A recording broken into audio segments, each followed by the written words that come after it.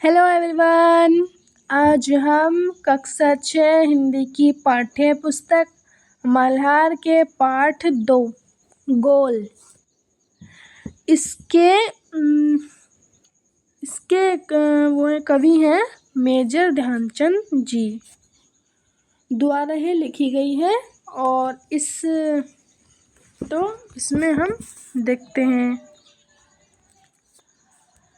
इस पाठ का नाम पढ़कर आपके मन में कुछ गोल वस्तुओं के नाम या चित्र उभरे होंगे। गोल गेंद, गोल रोटी, गोल चंद्रमा आदि। लेकिन यह पाठ एक विशेष प्रकार के गोल और उसे करने वाले के बारे में है। यह पाठ एक प्रसिद्ध खिलाड़ी के संस्मरण का एक अंश है। आइए इसे पढ़ते हैं और जानते हैं कि वे कौन थे वे प्रसिद्ध खिलाड़ी। खेल के मैदान में धक्का मुक्की और नोक झोंक की घटनाएं होती रहती हैं। खेल में तो सब यह चलता ही है। जिन दिनों में खेला करते थे उन दिनों में भी यह सब चलता था। सन 1933 की बात है। उन दिनों में जब मैं पंजाब रेजिमेंट की ओर से खेल रहा था। रेजिमेंट का मतलब होता है जैसे स्वतंत्रता से पहले अंग्रेजियों की भारतीय सेना का एक दल। एक दिन पंजाब रेजिमेंट और सैपर्स एंड माइनर्स टीम के बीच मुकाबला हो रहा था। सैपर्स एंड माइनर टीम का जो अर्थ होता है वह अंग्रेजों के समय का एक हॉकी दल। अंग्रेजों के समय का एक हॉकी दल माइनर्स टीम के खिलाड़ी मुझे गेंद छीनने की कोशिश करते, लेकिन उनकी हर कोशिश बेकार जाती। इतने में एक खिलाड़ी ने गुस्से में आकर हॉकी स्टिक मेरे सिर पर दे मारी। मुझे मैदान के बाहर ले जाया गया और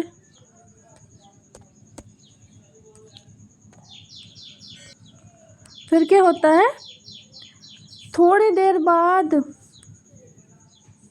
मैं पट्टी बांधकर फिर मैदान में आ पहुंचा। आते ही मैंने उस खिलाड़ी की पीठ पर हाथ रखकर कहा, तुम चिंता मत करो, इसका बदला मैं ज़रूर लूँगा। मेरा इतना कहते ही वह खिलाड़ी घबरा गया। अब हर समय मुझे ही देखता रहता कि मैं कब उसके सिर पर हॉकी स्टिक मारने वाला हूँ। मैंने एक दिन के बाद एक झटपट 6 गोल कर दिए। खेल ख़त्म होने के बाद मैंने फिर से खिलाड़ी की पीठ थपथपाई और कहा, दोस्त, खेल में इतना गुस्सा अच्छा नहीं है। मैंने तो अपना बदला ले ही लिया। अगर तुम मुझे हॉकी नहीं मारते तो शायद मैं 2 ही गोल से हारता। वह खिलाड़ी 2 ही गोल से हराता, जिससे वो घबरा गया। वो मेजर ध्यानचंद कह रहे हैं कि अगर तुम मुझे हॉकी स्टिक नहीं मारते तो मैं शायद 2 गोल से ही हराता, लेकिन अब 6 गोल हो गए हैं।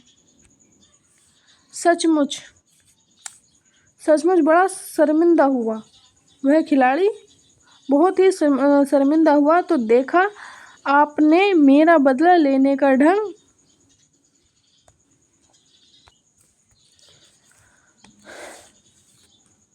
सच मानो, बुरा काम करने वाला आदमी हर समय इस बात से डरता है कि उसके साथ भी बुराई की जाएगी। जैसे वो होता है जिसे खुद सोचता है कि खुद बुरा होता है, वो अपने दूसरे इंसान को भी ऐसा सोचता है कि वह भी ऐसा ही मेरे साथ। आज मैं जहाँ जाता हूँ बच्चे व बूढ़े मुझे घेर लेते हैं और मुझसे मेरी सफलता का राज जानना चाहते हैं। मेरे पास सफलता का कोई गुरु मंत्र नहीं है। हर किसी से ये कहता कि लगन, साधना और खेल भावना की सफलता के सबसे बड़े मंत्र हैं।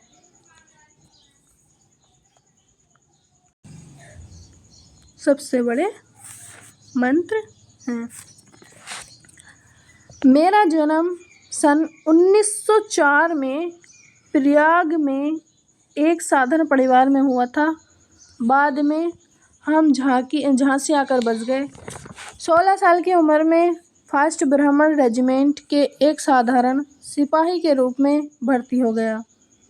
मेरा रेजिमेंट का हॉकी खेल में काफ़ी नाम था, पर खेल में मेरी कोई दिलचस्पी नहीं थी।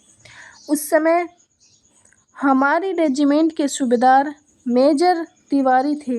वे बार बार मुझे हॉकी खेलने के लिए कहते। हमारी छावनी में हॉकी खेलने का कोई निश्चित समय नहीं था। छावनी का जो इसमें अर्थ है, वहाँ पर जैसे सैनिक होते हैं ना, सैनिक के रहने का जो क्षेत्र होता है उसे छावनी कहते हैं। सैनिक जब चाहे मैदान में पहुंच जाते और अभ्यास करना शुरू कर देते। उस समय मैं एक नौसिखिया खिलाड़ी था। नौसिखिया का जो यहाँ पर अर्थ है नया, अनुभवहीन, जिसे अनुभव ना हो। जैसे जैसे मेरा खेल में निखार आता गया, वैसे वैसे मुझे तरक्की मिलती गई।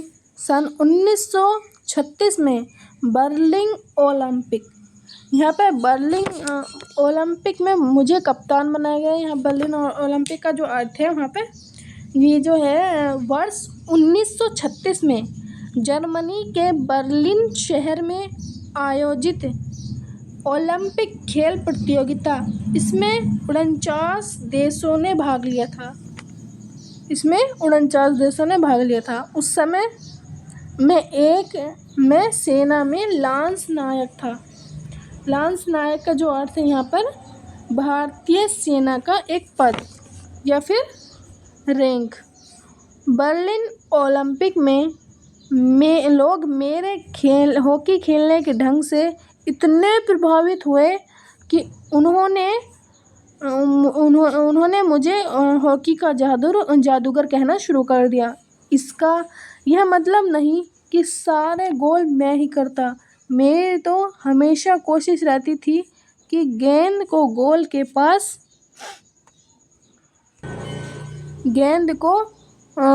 पास ले जाकर अपनी किसी साथी खिलाड़ी को दे दूं, ताकि उसे गोल करने का श्रेय मिल जाए। अपनी इसी खेल भावना के कारण मैंने दुनिया के खेल प्रेमियों का दिल जीत लिया। बर्लिन ओलंपिक से हमें स्वर्ण पदक मिला, मतलब सोने का जो है रैंक मिली, मेडल मिला हमें सोने का। खेलते समय मैं हमेशा इस बात का ध्यान रखता था कि हार या जीत मेरी नहीं बल्कि पूरे देश की है। तो देखते हैं हम आगे। ये देखते हैं लेखक का जो परिचय है वो हम देखते हैं। यदि कोई खिलाड़ी अपनी आत्मकथा का नाम गोल रखे तो इस नाम को पढ़कर इतना तो समझ में आ जाता है कि उसे खिलाड़ी में कितना प्यार रहा होगा। जी हाँ, वे अमर खिलाड़ी थे।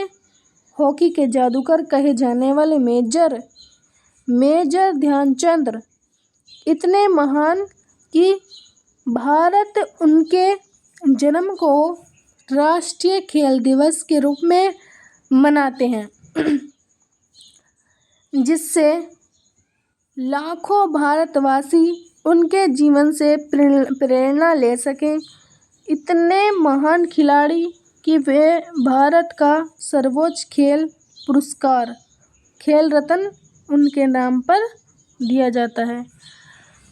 अब इसमें जो मेजर ध्यानचंद जी का जो जन्म हुआ था वह 1905 में हुआ था और उनकी मृत्यु 1979 में हुई थी। इनका जो जीवन काल है वो इस बीच रहा, 1905 से 1979 तक इनका जीवन काल रहा है।